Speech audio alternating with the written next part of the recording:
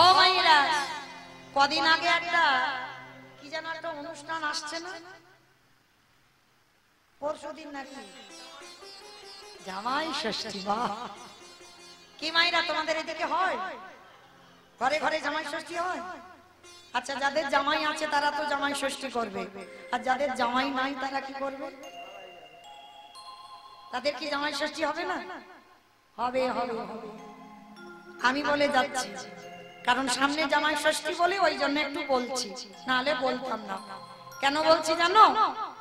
মনে রেখো, এই যে 17 তারিখে যে জামাই ষষ্ঠী আসছে, যাদের জামাই আছে ধুমধাম করে তো খাওয়া দাওয়া হবে, যাদের নেই তারাও জামাই ষষ্ঠী করবে। কাকে জানো? আমার এই ভগবান। কেন আজও বৃন্দাবনের মাটিতে জামাই ষষ্ঠী হয় আজও? কারণ সেখানে বাবা কয়েকটা তিথি খুব মূল্যবান, যেমন দোল পূর্ণিমা, রাস পূর্ণিমা, ঝুলন পূর্ণিমা, এই কয়েকটা তিথি কয়েকটা ব্রত খুব মূল্যবান। কারণ যারা গেছেন বৃন্দাবন তারা জানবেন, যারা জানেন তারা জানেন না। ঠিক এইরকম একটা মূল্যবান দিন যেটা হচ্ছে জামাই ষষ্ঠীর দিন। আজও আছে আমার নিয়মটা, এটা কোনো গল্প কথা নয়। বৃন্দাবনে যারা 84 কোষ বৃন্দাবন পরিক্রমা করবেন, ওই 84 কোষ বৃন্দাবন পরিক্রমা করাকালীন একটা জায়গা আছে, যে ছোট্ট একটা নদী পড়ে, যে নদীটার নাম কারতীয় নদী। আর কারতীয় নদীর পাশে একটা ছোট্ট গ্রাম, যে গ্রামের নাম হলো নবগ্রাম। যেমন আপনাদের এই গ্রামটা কালীপুর, সেই গ্রামটা ছিল নবগ্রাম। আর নবগ্রামে বাঞ্ছারাম নামে এক ভক্ত ছিল। আর এই বাঞ্ছারাম কোন বাজার থেকে মূর্তি কিনে এনে প্রতিষ্ঠা করেনি।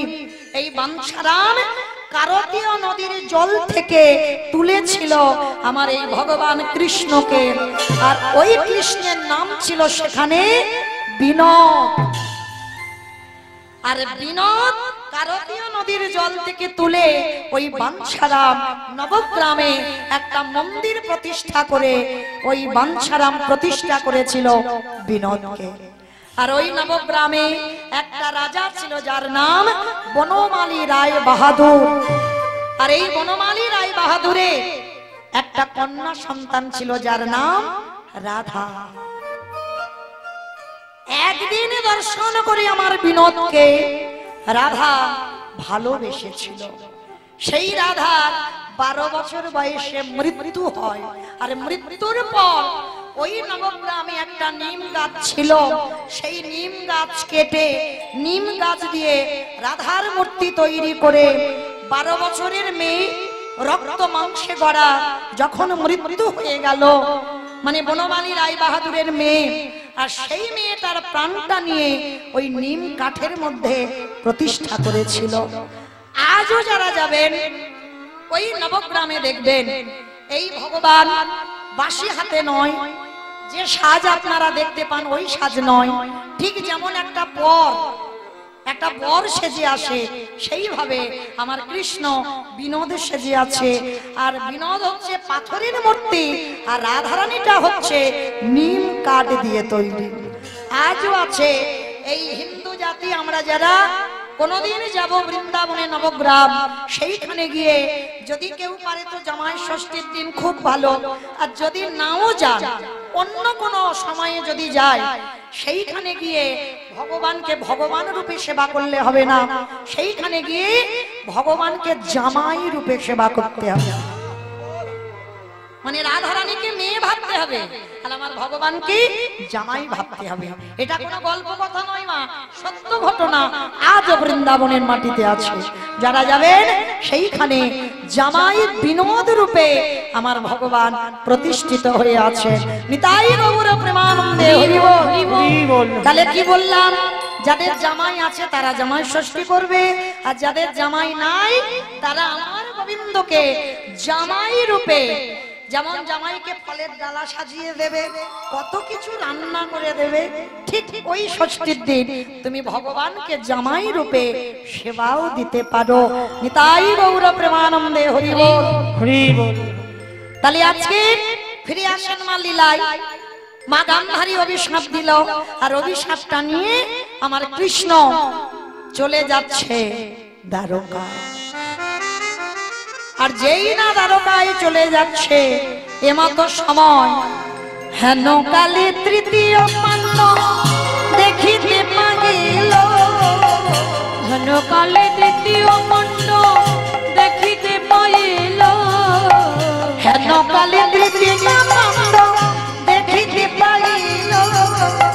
হেন কালী তৃতীয় পান্ন দেখিতে পাইল।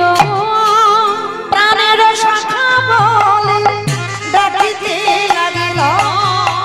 প্রাণের সখা বলে ডাকিতে লাগিল। প্রাণের সখা বলে ডাকিতে লাগিল।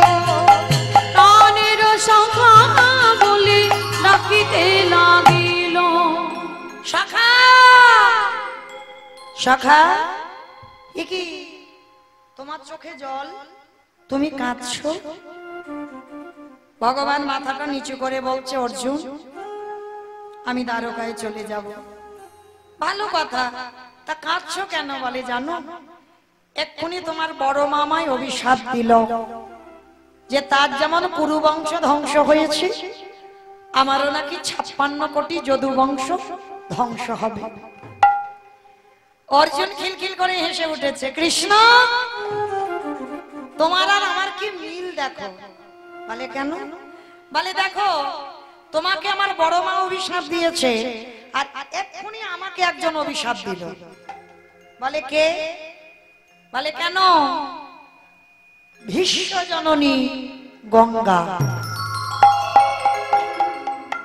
ভীষ্ম জননী গঙ্গা অভিশাপ দিয়েছে। কি অভিশাপ? বলে আমাকে অভিশাপ দিল না আমার ছেলের হাতে আমার মৃত্যু হবে।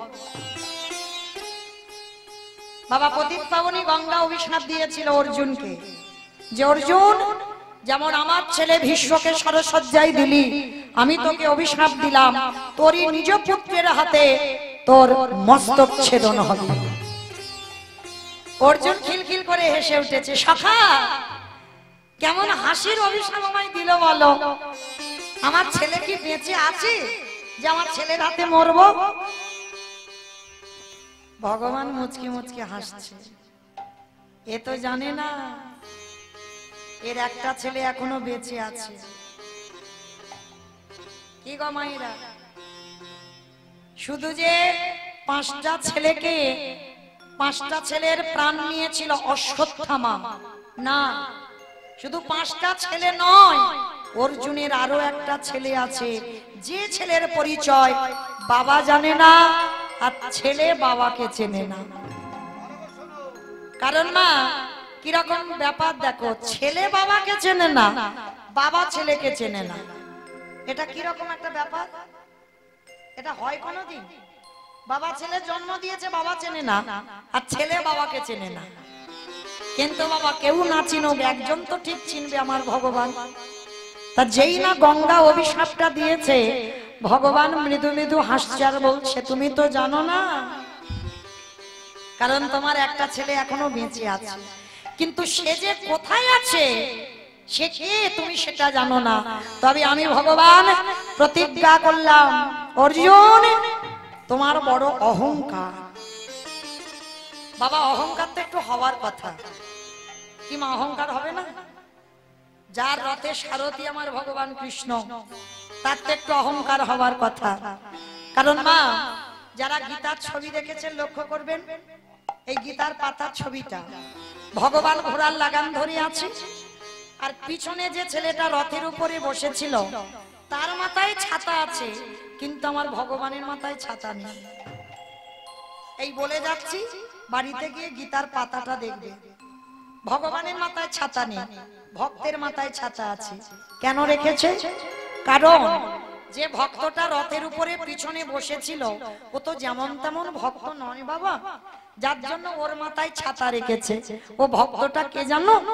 শুনে নাও মা, বিষ্ণু থেকে ব্রহ্মা, ব্রহ্মার পুত্র অগ্নি, অগ্নিবের পুত্র সোম, সোমের পুত্র বুধ, বুধের পুত্র পুরুরবা, পুরুরবার পুত্র আয়ুষ, আয়ুষের পুত্র নহুষ, নহুষের পুত্র যজাতি, যজাতির পুত্র যদু, যদুর পুত্র কুরু, কুরুর পুত্র জন্মেঞ্জয়, জন্মেঞ্জয়ের পুত্র গতিস্থান, গতিস্থানের পুত্র মনুষ্য, মনুষ্যের পুত্র চারুপল, চারুপলের পুত্র রুদ্রাসন, রুদ্রাসনের পুত্র হৃদেশব, হৃদেশের পুত্র রক্তিনাথ, রক্তিনাথের পুত্র ব্যাভী, ব্যাভীর পুত্র দুষ্মন্ত, দুষ্মন্তর পুত্র ভরত, ভরতের পুত্র ইক্ষ, ইক্ষুর পুত্র সংবরণ, সংবরণের পুত্র সুধনন, সুধনর পুত্র সহদ্র, সহদ্রর পুত্র জবন, জবনের পুত্র কৃতি, কৃতির পুত্র উপরিজবসু, উপরিজবসুর পুত্র জরাসন্ধ, জরাসন্ধের পুত্র সহদেব, সহদেবের পুত্র সমাচি, সমাচির পুত্র কুসুম, কুসুর পুত্র জম্ভ, জম্ভর পুত্র সুরত, সুরতের পুত্র বিহরত,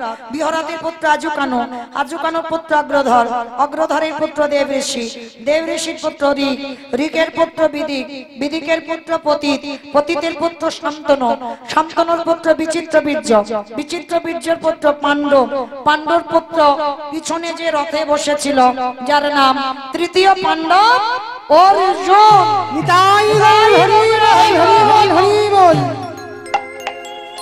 এত বড় বংশের ছেলে আজকে সেই ভগবান মনে মনে ভাবলো আমি তোমার রথে সারথি বলে তোমার অহংকার, কিন্তু তুমি তো জানো না যত রথে বসিয়ে আছি এই প্রত্যেকের রথের সারথি আমি ভগবান কৃষ্ণ। অমাইরা কোন রথ? যে রথ কুরুক্ষেত্রের মাঠে ওই যুদ্ধ হয়েছিল ওই রথ? দূর, রক্ত মাংসে দেহে গড়া ঘর এই তো রথ। এই যত রথ বসে আছে রথের সারথিটা কি আমার ভগবান। একটু বাম দিকে হাত দিয়ে দেখেন, একটা আওয়াজ শুনতে পাবে, ধপ ধপ ধপ হচ্ছে না? ধপ ধপ আওয়াজ, যেটাকে ইংরেজি ভাষায় বলছে হার্ট, ওইটা তো পরমাত্মা রূপী ভগবান। যেদিন ধপ ধপ আওয়াজ বন্ধ হবে কেবল বন্ধু কেবল বন্ধু সকল মায়া ছিন্ন করে আমাদের চলে যেতে হবে ভোলি গৃহ সাজ সবে সপেছি তো রাখো রাখো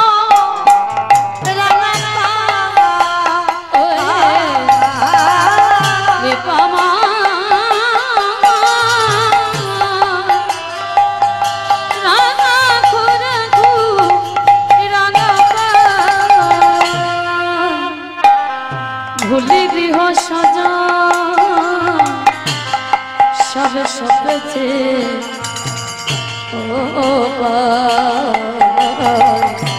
রাখো রাখো রাগা পাই অগদয়া রাখো রাখো রাগা পাই সংসারে মরুভূমি নাহি তোর ছায়া নাম নীলাভ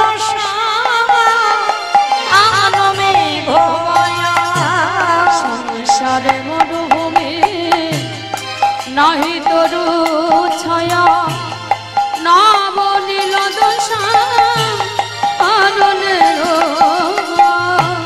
আনন্দ নিপবনে নন্দ দুলাল আনন্দ নিপবনে নন্দ দুলালে বুঝাও দিন হরি অশ্রু যমুনা রাখো রাখো রাগা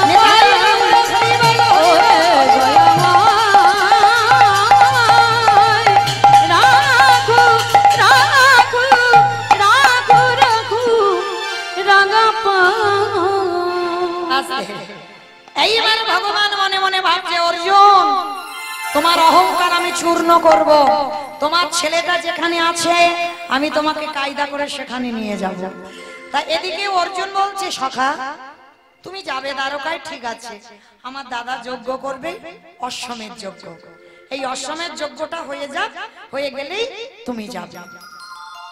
ঠিক আছে তুমি যখন বলছো তাহলে অশ্বমেধ যজ্ঞটা হয়ে যাক।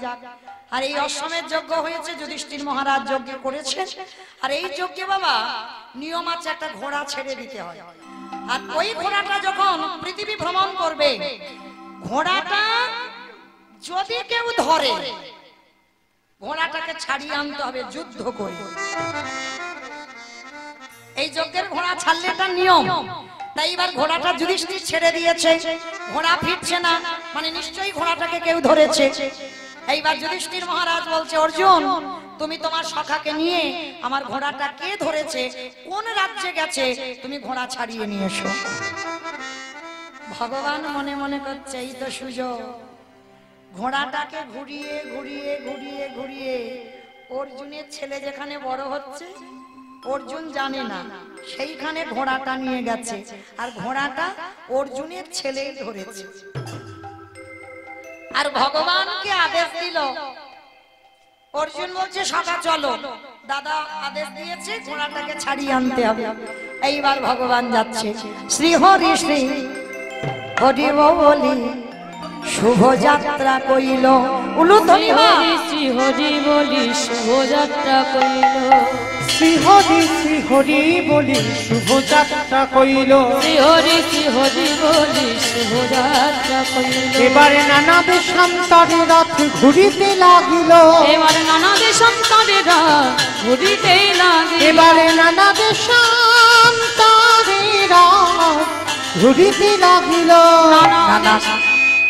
নানা দেশে ভ্রমণ করে জয় পত্র লইয়ে গো, নানা দেশে ভ্রমণ করে জয় পত্র লয়ে গো, এবারে নানা দেশে ভ্রমণ করে জয় পত্র লইয়ে, নানা দেশে ভ্রমণ করে জয় পত্র লয়ে। আবার ঘুরিতে ঘুরিতে অশ্ব আইল মণিপুরে, ঘুরিতে ঘুরিতে অশ্ব আইল মণিপুরে, বলি ঘুরিতে ঘুরিতে অশ্ব আইল মণিপুরে, ঘুরিতে ঘুরিতে অশ্ব আইল মণিপুরে, বলি মণিপুরে দাঁড়ালো, মণিপুরে দাঁড়ালো, মণিপুরে দাঁড়ালো, মণিপুরে দাঁড়ালো, ঘুরিতে ঘুরিতে অশ্ব, মণিপুরে দাঁড়ালো, ঘুরিতে ঘুরিতে অশ্ব। মণিপুরে দাঁড়ালো। ঘোড়াটা এলো কোথায়? মণিপুর রাজ্যে। আর মণিপুর রাজ্যের রাজা ঘোড়াটাকে ধরেছে, যার বয়স এখন দাঁড়িয়েছে 20 বছর। 20 বছর ছেলে, 20 বছরের ছেলে বাবা মণিপুর রাজ্যের রাজা হয়েছে, সেই ধরেছে ঘোড়াটাকে। আর যেই না ঘোড়াটাকে ধরেছে, আর কৃষ্ণ আর অর্জুন দুইজনে যাচ্ছে ঘোড়াটাকে ছাড়াতে। আমাইরা এইবার কাহিনীটা শোনো। ছেলে বাবাকে চেনে না, বাবা ছেলেকে চেনে না, অথচ ছেলের বয়স হয়ে গেল 20 বছর। এটা কি করে হলো চলো এবার একটু জেনে নিই। যেদিন লক্ষ্য ভেদ করে বাবা দ্রৌপদীকে বিয়ে করেছিল তৃতীয় পাণ্ডব অর্জুন, লক্ষ্য ভেদ করে বিয়ে করলো। বিয়ে করে যখন ঘরে বউ নিয়ে এলো, মা কুন্তি অসুস্থ, মা পিছন ঘুরে আছে। অর্জুন এসে বলছে, আমার মা তোমার জন্য কি এনেছি দেখো। মা বলল বাবা, পিছন ঘুরে মা বলল বাবা যাই আর আনিস না কেন, তোরা 5 ভাইয়ে ভাগ করে নে। অর্জুন তো বউ নিয়ে এসেছে, হরি বল। হাতটা ধরে আছে দ্রৌপদী, ও মা তুমি আমার দিকে তাকিয়ে বলবে তো, দেখো না তোমার জন্য আমি কি এনেছি। দ্বিতীয়বার আবার কুন্তি বলছে, বাবা বললাম তো যাই আনিস না কেন 5 ভাইয়ে ভাগ করে নে। কি জ্বালায় পড়েছি বলো দিনি। ও মা তুমি তো না দেখে, আচ্ছা বাবা এখানে কি অর্জুনের ভুল হয়নি? অর্জুন যদি একবার বলতো মা তোমার জন্য আমি দেখো বৌমা এনেছি, একটা কথাই হয়ে যেত। শুধু বলছো মা তুমি দেখো না তোমার জন্য কি এনেছি। আর মা কুন্তি রেগে গিয়ে 3 বারের বেলায় রেগে গিয়ে বলছে, অর্জুন আজ পর্যন্ত যা যা কিছু হয়েছে সবটাইতে তোরা 5 ভাই একসঙ্গে খাস, একসঙ্গে বসিস, একসঙ্গে যাস। আজকে যাই আনিস না কেন তোরা 5 ভাই ভাগ করে নে। যেই না বলেছে বাবা দ্রৌপদীর হাতটা ছেড়ে দিয়েছে। আর যেই না হাতটা ছেড়ে দিয়েছে, যুধিষ্ঠির দাদার কাছে গিয়ে বলছে, দাদা মা তো বললো দ্রৌপদী 5 জনে, তাহলে আজকে থেকে 5 জনের। অসম্ভব ভাই, কি পাগলের মতো কথা বলছিস, মা তো না দেখে বলেছে। তা অর্জুন বলছে, দাদা দেখে বলুক আর না দেখে বলুক, মা যে বলেছে, মায়ের কথা তো ফেলতে পারবো না। এইবার কুন্তি যখন দেখলো কথাটা বলে ফেলেছে, তো বাবা আর কিছু করার নেই, কথা ফিরিয়ে নিতে পারবে না। তবু বাবা কুন্তি মা বলেছিল যে আমি যখন এত বড় কথা বলে ফেলেছি মা হয়ে, যে দ্রৌপদী 5 ভাইয়ের হবে, তার জন্য আমি আমার পরক্ষণে বলি, তুমি অর্জুনের স্ত্রী অর্জুনেরই থেকো, আমার 4টে ছেলে সন্ন্যাস ধর্ম নেবে। কিন্তু দ্রৌপদী রাজি হয়নি। কেন? মা তুমি মা হয়ে বলেছো, আর মা হয়ে যখন এত বড় কথা বললে, তাহলে তো সিদ্ধান্তটা আমারও মেনে নিতে হয়। কৃষ্ণ দয়াময় এসে হাজির। যুধিষ্ঠির বলছে, কৃষ্ণ তুমি তোমার সখাকে বোঝাও, এটা সম্ভব? ও লক্ষ্য ভেদ করে দ্রৌপদীকে বিয়ে করেছে, দ্রৌপদীর উপরে আমাদের অধিকার নেই। মা তো না দেখে বলেছে, দেখে তো বলেনি। ভগবান মুচকি মুচকি হাসছে আর বলছে, দেখো মা যদি বলে, মার কথার উপরে আমার কথা তো খাটবে না। কি গো মায়েরা, মা কি জিনিস দেখো, মার কথার উপরে ভগবানের কথা চলে না। মা যদি একবার মন থেকে বলে দেয়, তো তোমাদের সেটা পালন করতে হবে। আর এমতো সময় বাবা একজন ছিল সর্বঘাটে কাঁঠালি গলা। কে গো? হরে মোরারি মাধবৈটের ভারে গোপাল গোবিন্দ মমকুন্দ সরে। হরে মুরারি মধুকৈট ভারি গোপাল গোবিন্দ মুকুন্দ সৌরে। রাম নারায়ণ মুকুন্দ মধুসূদন কেশব কংসরে হরে বৈকুণ্ঠ হরে মুরারি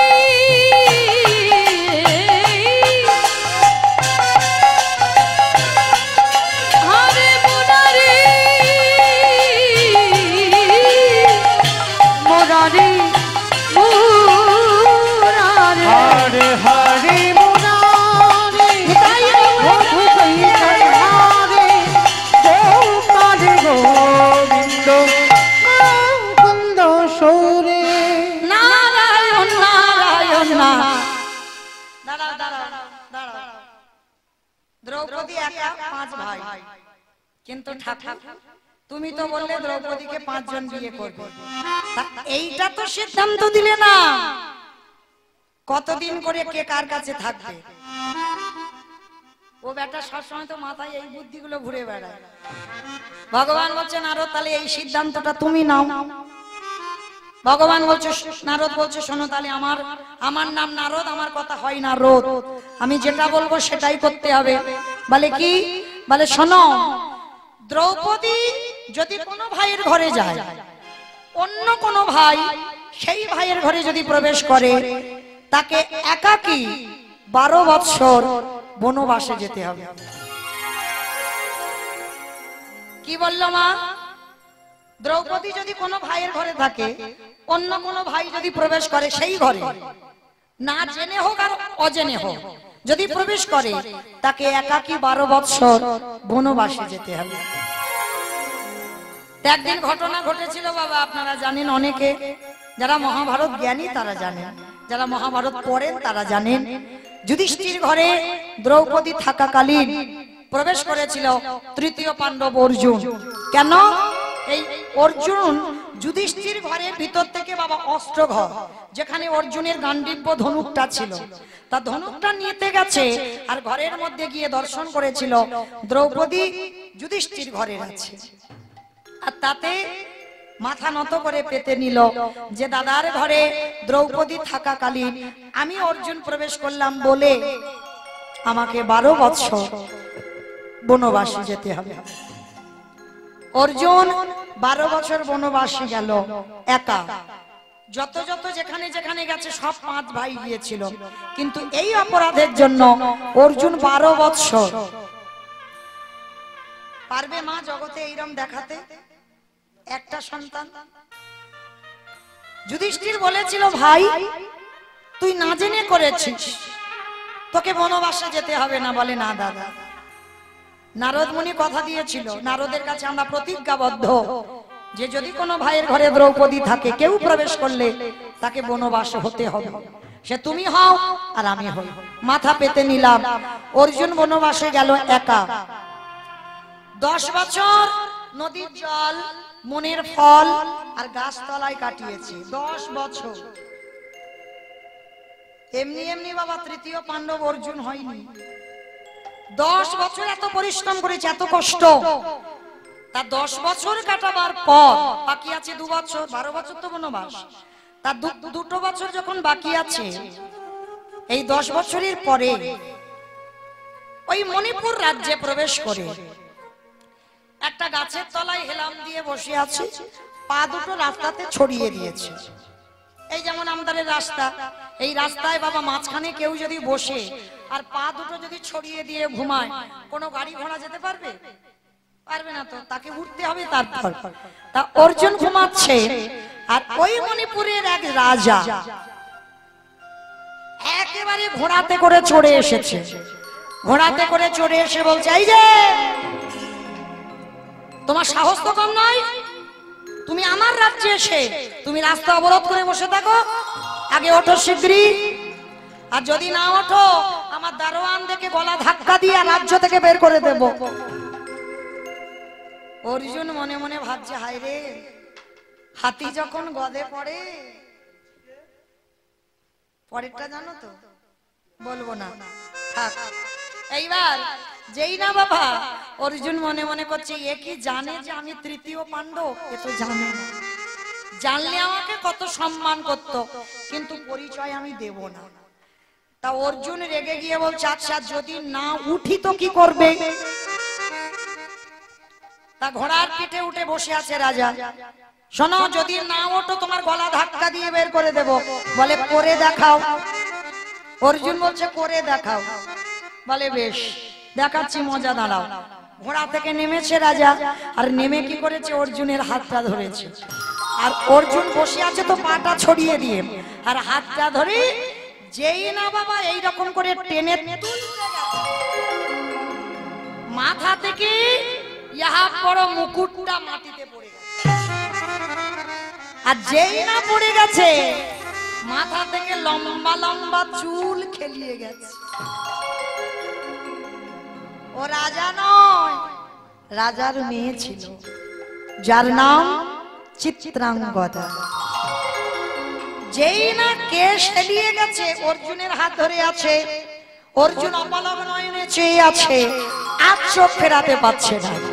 কে তুমি মনোমোহিনী, কে তুমি মনোমোহিনী, কে তুমি মনোমোহিনী, আরে দাঁড়িয়ে আমার চোখের আগে রাগানে পুষ্প ডাগে, কে গো চম্পা মাধবী, কে তুমি মনোমোহিনী, কে তুমি মনোমোহিনী, আজ তোমায় দেখে হলো মনে,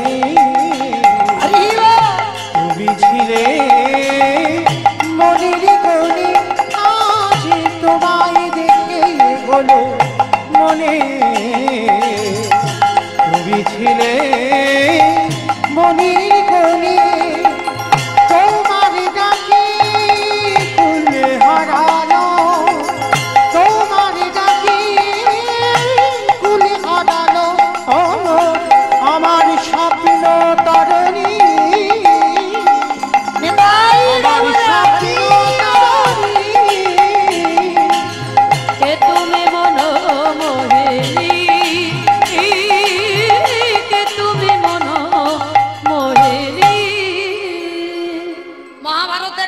আছে বাবা, যেটাকে বলে পানি গ্রহণ।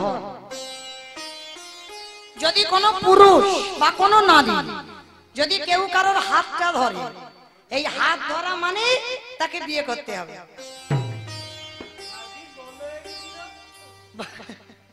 ভাগ্যিস এখন আর নেই, হলে যে কি সব সর্বনাশটা হতো। মহাভারত এটা নিয়ম।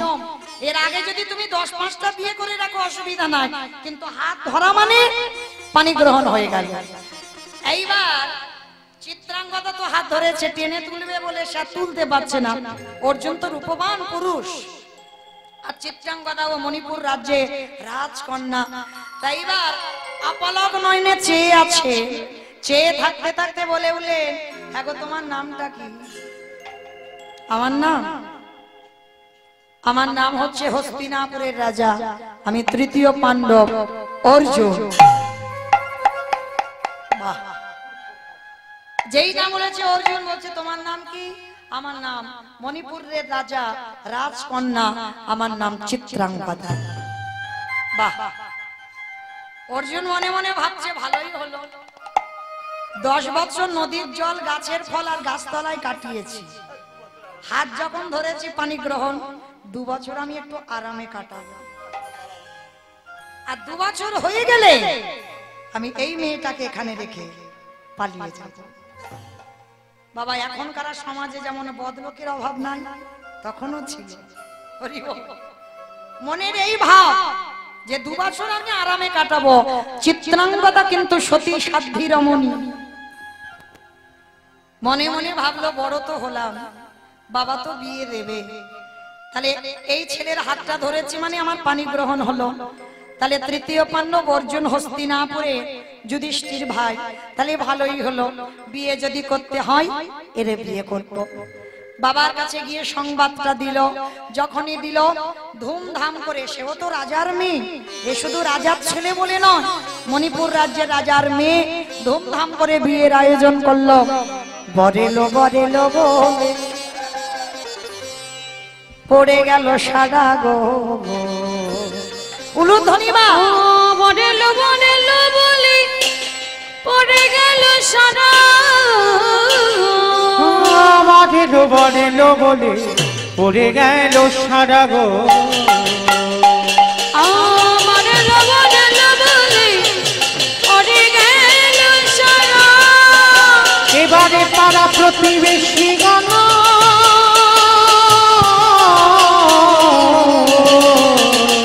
সবে হলো দিশাহারা গো, হলো দিশাহারা, পাড়া প্রতিবেশী গান,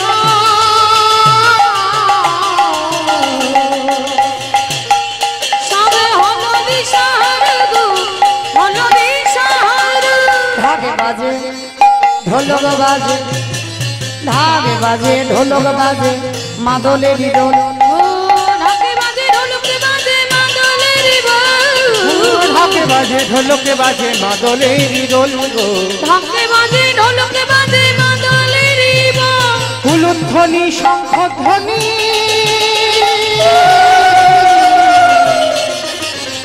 ও হরিল হরিল তাদের আনন্দ আর ধরে না, আনন্দ আর ধরে না, ওই অর্জুনের বিবাহেতে, আনন্দ আর ধরে না, অর্জুনের বিবাহেতে। আনন্দ আর ধরে না। শুভ দিন, শুভ ক্ষণ, শুভ লগ্নে বিয়ের আয়োজন হয়ে বিয়ে পূর্ণ হয়ে গেল। সুন্দর রাজকন্যার সঙ্গে সংসার। আর অর্জুনের মনে মনে শুধু একটাই ভাবনা, 2 বছর হয়ে গেলে এই মেয়েটাকে রেখে আমার চলে যেতে হবে। ও মায়েরা, বাড়িতে যদি কোনো পশু পাখিও পোষে, তার প্রতি তো মায়া জন্মায়। আর যে মেয়েটার সঙ্গে 2 বছর সংসার হবে, তার প্রতি কি এতটুকু মায়া, স্নেহ, ভালোবাসা পড়ে না? 11 বছর হয়ে গেল সংসার, 1 বছর হয়ে গেল, এদিকে 10 বছর বনবাস, 11 বছর, 1 বছর আর বাকি। আর এই 1 বছরটা যে কি করে কাটবে?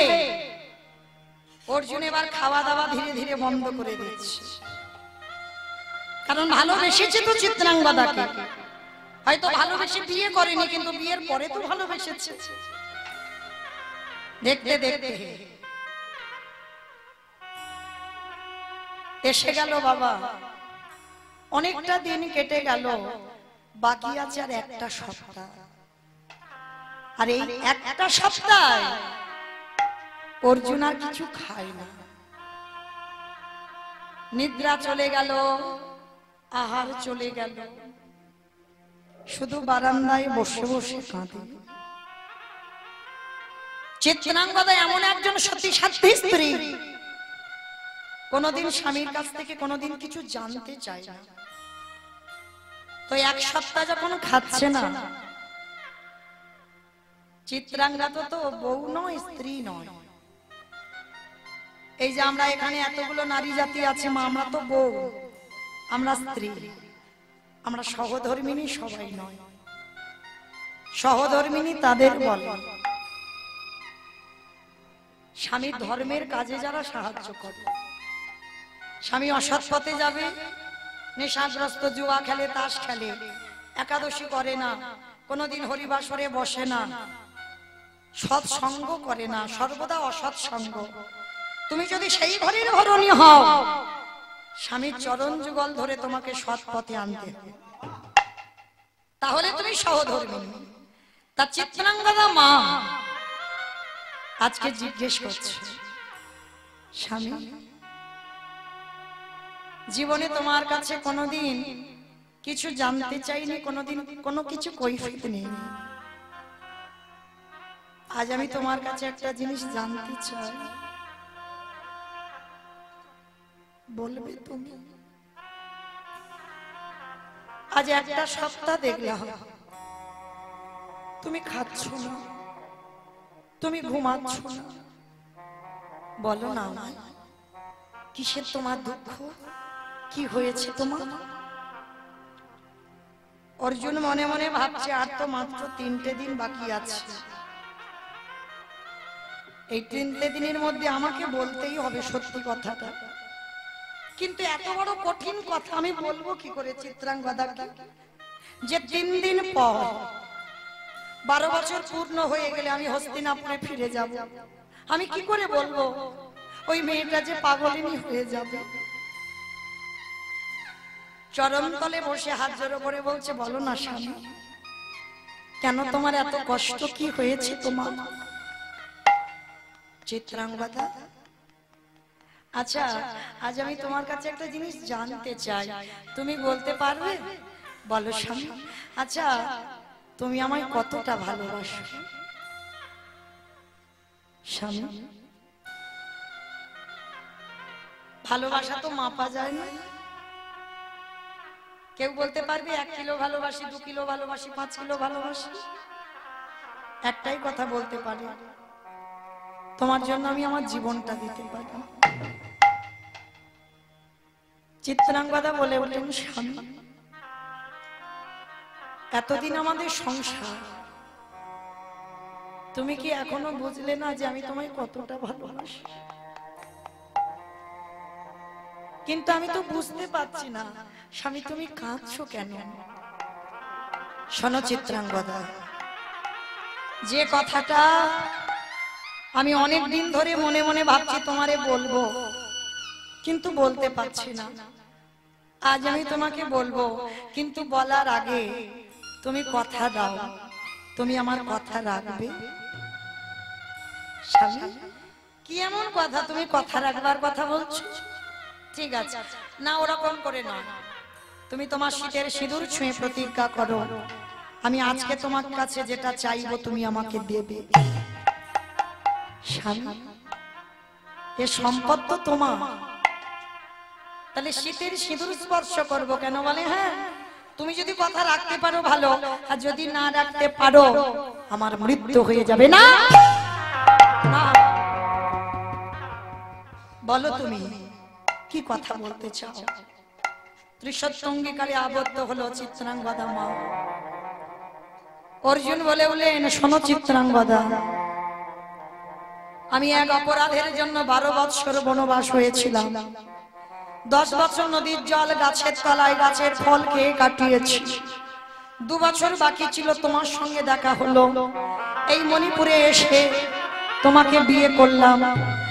আর কাল সকাল হলে সেই 2 বছর পূর্ণ হয়ে যাবে। আর 2 বছর পূর্ণ হলে আমাকে হস্তিনাপুরে ফিরতে হবে। চিত্রাঙ্গদা হেসে বলে বললেন, স্বামী এ তো ভালো কথা। কোন মেয়ে চায় যে তার বাপের বাড়িতে থাকবে?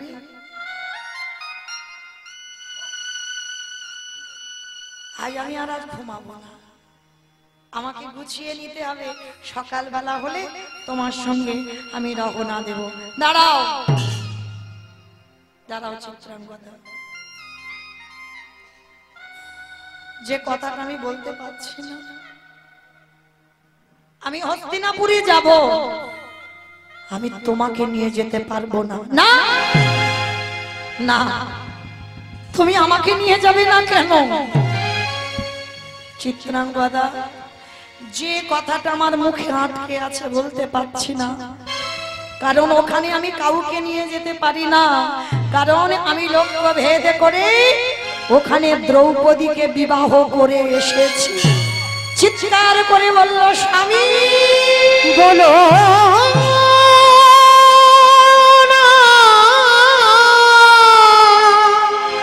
চুপ করো, চুপ করো। তুমি এত বড় কথা তুমি কেন আমাকে বললে না? তবুও চিত্রাঙ্গদা বললেন, বেশ স্বামী, আমি সব মেনে নিলাম। কারণ তুমি আমাকে বলনি, সেটা তোমার অপরাধ। আর আমি তো তোমার কাছে তোমার জীবনে কিছু জানতে চাইনি, সেটাও আমার অপরাধ। তাহলে ভুল যখন দুজনেই করলাম, আমি কথা দিলাম তুমি আমাকে নিয়ে চলো, আমি দ্রৌপদীর চরণের দাসী হয়ে থাকবো। আমি জীবনে আমি বুঝতে দেব না যে আমি মণিপুর রাজ্যের রাজার কন্যা। আমি কোনোদিন বুঝতে দেব না। কিন্তু সারা দিনে তো তোমারে দর্শন করতে পারবো। আমি ওই দ্রৌপদীর চরণ সেবা করব, তুমি আমাকে নিয়ে চলো। না চিত্রাঙ্গদা, আমি তোমাকে নিয়ে যেতে পারি না। কেন পারো না? কারণ আমি নিয়ে যেতে পারি না তার একটাই কারণ, তুমি হলে ছোট জাতের মেয়ে। চিৎকার করে বলে উঠল, স্বামী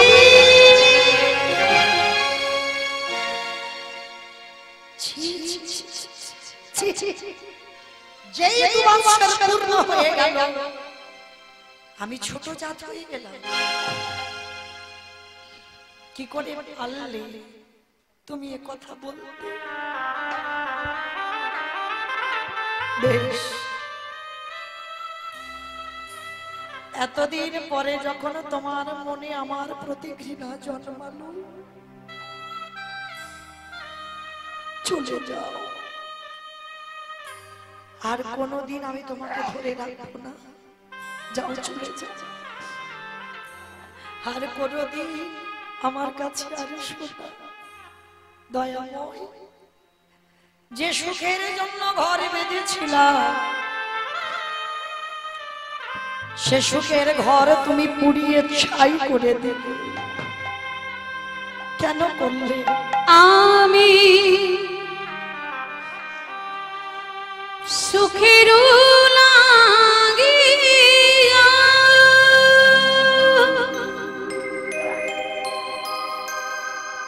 এই ঘর বাঁধিনু,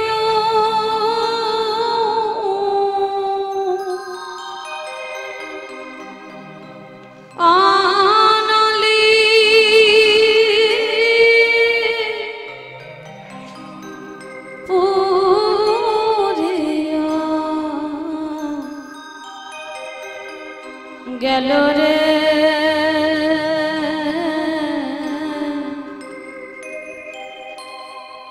অনলে পুরিয়া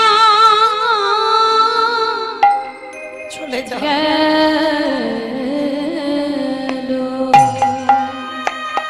আর আমি কি ধরে রাখবো?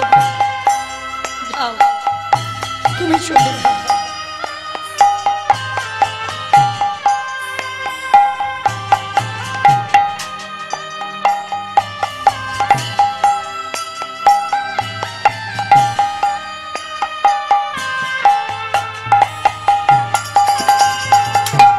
আমি উষাগুরি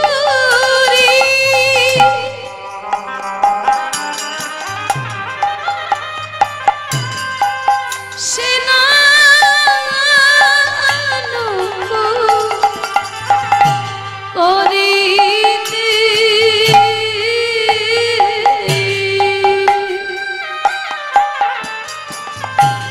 ওগো সকলি গারলো ভেলুরি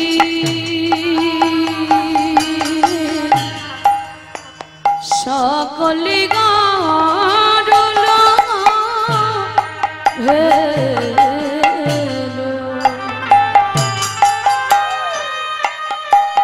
চলে যাও, কোনোদিন আমার আর দেখো না, চলে যাও। আর আমি কোনোদিনও তোমারে ডাকবো না।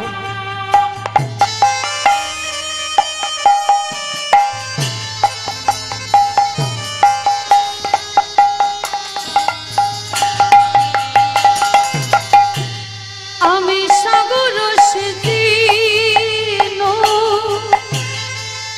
মানিক লুকালো, আমি সাগর সেদিন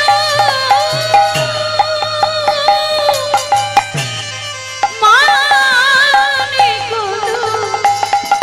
লুকালো, অভাগিনী করো দোষেরি, অভাগিনীর করো দোষে, আমি সুখের লাগিয়া নিতাই গৌর প্রেমানন্দে হরি।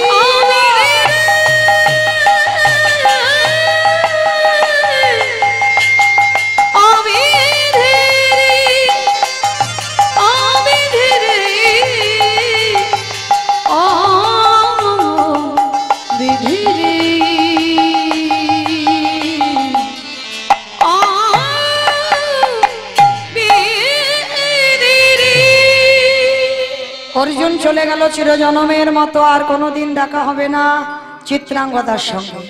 চিত্রাঙ্গদা মনে মনে ভাবলো এ জীবনে রেখে কি লাভ, সকাল না হওয়ার আগে প্রাণ ত্যাগ করবে বলে গঙ্গার জলে ঝাঁপ দিতে যাচ্ছে। আর সবে মাত্র ঝাঁপ দিতে যাবে, পিছন থেকে কে যেন দৈব বাণী করলো, দাঁড়া, অন্যায় তুই করলি, অপরাধ তোর স্বামী করলো। যে সন্তান গর্ভে আছে সে তো অন্যায় করেনি, সেই যদি বা জানলো স্বামী চলে যাবার পর। তুই অন্যায় করলে, স্বামী অন্যায় করলো, গর্ভের সন্তান কোনো অন্যায় করেনি, তাকে পৃথিবীর আলো দেখা। দৈববাণী শুনে মা চিত্রাঙ্গদা ঘরে ফিরে এলো, আর মুখ দেখাতে পারলো না। সবাই দাস দাসীরা সবাই বলে স্বামীকে ধরে রাখতে পারলি না, কত কটু কথা। বাবা এই মেয়ের এই কষ্ট দেখে প্রাণ ত্যাগ করলো। 10 মাস 10 দিন পর চিত্রাঙ্গদার কোল আলো করে সূর্যের মতো তেজ, এত সূর্যের মতো জ্যোতি নিয়ে জন্ম নিল একটা ছোট্ট ফুটফুটে সন্তান, যার নাম রেখেছিল মহাভারতে বব্রু বাহন। নাম রাখলো তার বব্রু বাহন। আর আজকে সেই বব্রু বাহন বন্ধুদের সঙ্গে খেলা করে, একটু বড় হয়েছে, মার কাছে এসে গলা ধরে বলছে, মা একটু বড় তো বোঝে, তোমার সিঁথিতে সিঁদুর আছে, হাতে শাঁখা আছে, ও মামা সব বন্ধুদের বাবার নাম বলতে পারে, আমি বলতে পারি না। মা বলো না আমার বাবাকে। চিত্রাঙ্গদা ছেলের হাতটা ধরে নিয়ে গেল গোবিন্দ চরণে। মা রেগে গিয়ে বলে দিল, ওই দেখ, ওই যে মাসিটা ধরে আছি, ওকে জিজ্ঞেস কর। ও যেদিন তোর বাবার নাম জানাবে সেদিন জানবি। আর এরপরে যদি কোনোদিন তুই তোর বাবার কথা জানতে চাস, সেই দিনই আমার মরা মুখ দর্শন করবি। সেই ছোট্টবেলা থেকে ছেলেটার কাছে প্রতিজ্ঞা করে রেখেছে, বাবার কথা জানতে চাইলে মায়ের মরা মুখ দেখবে। ছেলেটা দিনে দিনে বড় হলো, আজ বয়স হয়েছে 20 বছর।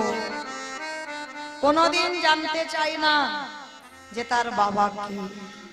আজকে সেই 20 বছরের ছেলে যুধিষ্ঠির অশ্বমেধ যজ্ঞের ঘোড়াটা ধরেছে। মায়েরা যেখানে এসেছিলাম কৃষ্ণকে নিয়ে, অর্জুনকে নিয়ে, সেখানে এলাম। ঘোড়াটা ধরেছে বব্রুবাহন, আর ধরে মার কাছে এসেছে। ওমা, এই দেখো, এই ঘোড়াটা আমি ধরলাম। মাগো, এই ঘোড়াটার গায়ে আবার লেখা আছে, জানো কি লেখা আছে বাবা? প্রথমে ওপরে লেখা আছে যুধিষ্ঠির। ও বাবা, ও তো হস্তিনাপুরের রাজা, মানে অনেক দিনের কথা, তো ওই হস্তিনাপুর নামটা খেয়াল নেই। ও তো হস্তিনাপুরের রাজা। তারপরে কি লেখা আছে জানো মা? তারপরে লেখা আছে মধ্যম পাণ্ডব ভীম। হয়তো ভাইটাই কেউ হবে বাবা, জানো মা? তারপরে লেখা আছে তৃতীয় পাণ্ডব অর্জুন। আর যেই নামটা শোনা, চিত্রাঙ্গদা বলে উঠলেন, বব্রু, ছেড়ে দে, ছেড়ে দে বাবা, তুই ওই ঘোড়াটা ছেড়ে দে। ওই ঘোড়াটা তুই ধরিস না, ওই ঘোড়াটা ধরলে তুই বাঁচবি না, আমি বাঁচবো না, গোটা মণিপুর রাজ্য ধ্বংস হয়ে যাবে, তুই ছেড়ে দে। যতই হোক, ছেলে তো বড় হয়েছে বাবা, 20 বছরের ছেলে মানে যাতা ব্যাপার নয়, অনেক বড়। 20 বছরের ছেলে বলে উঠলো, মা, যুধিষ্ঠির কথা বললাম, তুমি চমকে উঠলে না, বললে না ঘোড়া ছেড়ে দে। ভীমের কথা বললাম, তুমি চমকে উঠলে না, বললে না যে ঘোড়া ছেড়ে দে। অর্জুনের কথা বলতে তুমি বলছো কেন যে ঘোড়াটা ছেড়ে দে? খোকা, আমি তোর বাবার কথা বলতে পারবো না। পাপ কোনোদিন লুকায় না, সাগর কোনোদিন শুকায় না। সত্য জীবনে চাপা দেওয়া যায় না বাবা, সত্য প্রকাশ পাবে কোনো না কোনো দিন, দুদিন আগে হোক পরে হোক, সত্যটা সত্য ভাবেই নিতে হয়। এইবার যেই না বব্রুবাহন বলে উঠলেন, মা, সেই ছোটবেলা থেকে তুমি প্রতিজ্ঞা করিয়ে রেখেছো, যেদিন আমার বাবার কথা জানতে চাইবো সেদিন তুমি তোমার মরা মুখ দেখবো। সেই দিন থেকে তো আমি আমার বাবার কথা জানতে চাই না মা। তা আজকের অর্জুনের কথা বলতে তুমি আমার বাবাকে টেনে আনলে কেন? অর্জুনের সঙ্গে আমার বাবার কি সম্পর্ক তোমার বলতে হবে। মা, আজ আমি 20 বছরের ছেলে, 20 বছরের ছেলে, আমি সব বুঝি। তুমি শীতেতে সিঁদুর দাও, হাতে শাঁখা পড়ো, রাত্রিবেলা মালা গেঁথে গঙ্গায় ভাসাও, সব জানো। কিন্তু তুমি প্রতিজ্ঞা করে রেখেছো বলে জীবনে কৈফিয়ত নেই না। কিন্তু আজকে তোমায় বলতে হবে, অর্জুনের সঙ্গে আমার বাবার কি সম্পর্ক। না না, আমি তোকে বলতে পারবো না। তা পারবে কেন? তুমি জগতে সতী নারী হবে, আর এই সমাজে আমাকে করে তুলবে তারক সন্তান। সবাই আমার দিকে আঙুল তুলে বলে আমার বাবার পরিচয় নেই। বলো না মা, কেন এত বড় শাস্তি আমায় দাও? তুমি তো জানো আমার বাবাকে, তুমি নামটা বলো না মা। চিত্রাঙ্গদা বলে উঠলে, বেশ। দেখতে দেখতে যখন আমার এত বয়স হয়ে গেল, তুইও অনেক বড় হলি, এতটা জীবন যখন তোকে নিয়েই কাটালাম, আজ আমি বলবো বাবা তোর বাবাকে। মা, আজকে তুমি বলবে আমার বাবার নাম কি? বলো না মা। তার মানে আমি জাগক সন্তান নই, আমার বাবা আছে, আমি পরিচয় দিতে পারবো। বলো আমার বাবাকে। শোন বাবা, তোর বাবা অন্য কেউ নয়, তোর বাবা হলো এই তৃতীয় পাণ্ডব অর্জুন। মা, অর্জুন আমার পিতা।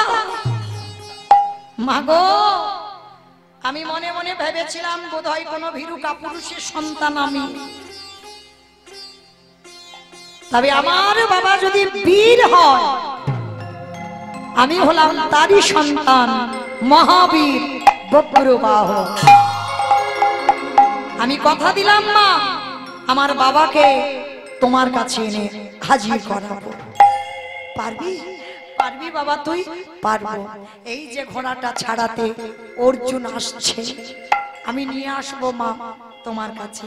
খোকা শোন, যদি তোর বাবার সঙ্গে দেখা হয়, প্রথমে ওই রথের সামনে যে থাকবে আগে তাকে প্রণাম করবি,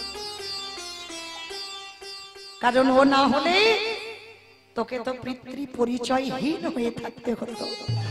আর শোন, তোর বাবা যদি চিনতে না পারে, এই যে 20 বছর আগে বাবা যে মালা গলায় পরিয়েছিল অর্জুন চিত্রাঙ্গদার গলায়, সেই মালাটা শুকিয়ে গেছে, 20 বছর গুছিয়ে রেখেছে মালাটা, ছেলের হাতে আজকে দিয়েছে।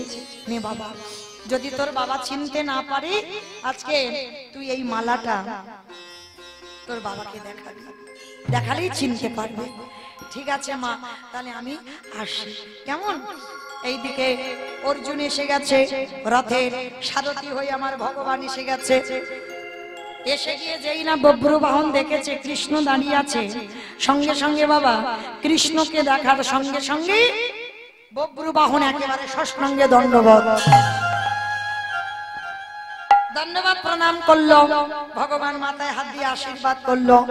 পিছনে অর্জুনের কাছে গিয়ে বব্রবাহন ডাক দিল, পিতা। এই, আমি তো পিতা হবো কেন? আমার 5টা ছেলে ছিল যারা কুরুক্ষেত্রের মাঠে সব চলে গেছে, কেউ নেই। পিতা, তোমার মনে পড়ছে না আমার কথা? এইবার মালাটা বের করেছে, মনে পড়ে তোমার এই মালাটার কথা? মালা? এ মালা কোথা থেকে এলো বাবা? মনে পড়ে না 20 বছর আগে, 20 বছর আগে এই মণিপুর রাজ্যে তুমি রাস্তায় দাঁড়িয়েছিলে পা ছড়িয়ে, আমার মা চিত্রাঙ্গদা ওই ঘোড়াতে করে গিয়েছিল, তোমাকে পছন্দ করেছিল, তুমি আমার মাকে বিয়ে করেছিলে। ভগবান মায়ার দড়িটাকে একটু টান টান করে বেঁধে দিচ্ছে। কি বাবা, ওইটা বাঁধা আছে বলে তো আপনারা আমরা সংসার থেকে বেরোতে পারছি না। আর যেদিন ওই দড়িটা ভগবান খুলে দেবে, তুমি সংসার ত্যাগ করে কৃষ্ণ পাওয়ার জন্য ছুটে মায়ার দড়িটা বেঁধে দিল। আর যেই না বেঁধে দিল, সঙ্গে সঙ্গে অর্জুনের সব মনে পড়ে গেল। সত্যি তো, আমি চিত্রাঙ্গদাকে এই মণিপুরে বিয়ে করেছিলাম, তবে কি 2 বছর আমি মণিপুরে ছিলাম, আমারই ভালোবাসার ফসল চিত্রাঙ্গদার গর্ভে ছিল। তার মানে আমি জেনে যেতে পারিনি, আমি তোকে ত্যাগ করে চলে গিয়েছিলাম। ছেলেটাকে যেই না অর্জুন বুকে জড়িয়ে ধরেছে, ভগবান মনে মনে ভাবছে এদের তো আমে দুধে মিশে গেল। আর আমার মেয়ে গঙ্গা যে অভিশাপ দিয়েছিল যে অর্জুনের ছেলের হাতে অর্জুনের মৃত্যু হবে, কি করে হবে? এদের মিল করালে তো হবে না, এদের বিচ্ছেদ করে রাখতে হবে। ভগবান এইবার ধীরে ধীরে মায়ার দড়িটাকে খুলে দিচ্ছে। আর যেই না মায়ার দড়িটা খুলে দিল, সঙ্গে সঙ্গে বব্রবাহনকে ঠেলে দিয়ে, না না, আমি এটা কি করছি? কৃষ্ণ সখা, এ বলছি এর নাকি আমি পিতা। তুমি বলো আমার কোনো সন্তান আর বেঁচে আছে? নেই তো। কোথাকার কোন চারক সন্তান এসে ওর মা মনে হচ্ছে কোন কলঙ্কিনী, বিচারিণী, অসতী। অর্জুন, তোমার এত বড় স্পর্ধা! তুমি যদি আমার পিতা না হতে, এই মুহূর্তে আমি তোমাকে বধ করে দিতাম। সঙ্গে সঙ্গে তৃতীয় পাণ্ডব অর্জুন মাল্য সজোরে একটা লাঠি, বেরিয়ে যা, এক্ষুনি রথ থেকে বেরিয়ে যা। বব্রবাহন বলে উঠল, শোনো অর্জুন, এই ঘোড়া তো আমি ধরেছি, কাল সকালবেলা তোমার সঙ্গে আমার যুদ্ধ হবে। ওই যুদ্ধে যদি তুমি জয় লাভ করো, তারপরে তুমি ঘোড়া নিয়ে যেতে পারবে। আর আমি আদেশ দিলাম, ওই যুদ্ধে আমি তোমার প্রাণ হরণ করব। বাবার লাঠিটা খেয়ে বব্রু বাহন ছুটে গেল মার কাছে, আছাড় খেয়ে পড়লো মার চরণে। মা বললো, হ্যাঁ রে বাবা, তুই বললি তোর বাবাকে আনবি কই? যেই না চরণে পড়েছে, পিঠে দেখছে বাবা একটা লাঠির চিহ্ন, মানে পায়ের যে চিহ্নটা পড়ে গেছে। বব্রু বাহন বলে উঠলেন, মা জানো, সবার বাবা হাত দিয়ে আশীর্বাদ করে, আমার বাবা 20 বছর পরে আমার পা দিয়ে আশীর্বাদ করেছে। তবে মা, উনি যদি আমার বাবা না হতো, আজ আমি ওনার মস্তক ছেদন করে দিতাম। খোকা, এটা তুই কি বলছিস? হ্যাঁ মা, যে ভাষায় কথা বলেছে তোমাকে নিয়ে, আমাকে যারক সন্তান বলেছে, তোমাকে দ্বিচারিণী, কলঙ্কিনী, অসতী, কুলটা, কত কটু ভাষা বলেছে তোমার। ওই জন্য আমি বলে এসেছি কাল সকালবেলা আমার সঙ্গে অর্জুনের যুদ্ধ। মা, তুমি আমার আশীর্বাদ করবে না যে আমি যুদ্ধে জয়ী হব? না না বাবা, আমি যদি তোকে আশীর্বাদ করি, আমার শীতের সিঁদুর হাতের শাঁখা ভাঙবে। বব্রু বাহন বলে বলেন, বা বাবা, সন্তানকে সারা জীবন যারক সন্তান করলে বেশ, তুমি যদি তোমার শীতের সিঁদুর হাতের শাঁখা নিয়ে থাকো, আমি আসলাম মা। তবে আমি মাতৃ নিন্দা শুনতে পারবো না। যে ভাষায় কথা বলেছে, আমি ওনার সঙ্গে যুদ্ধ করব।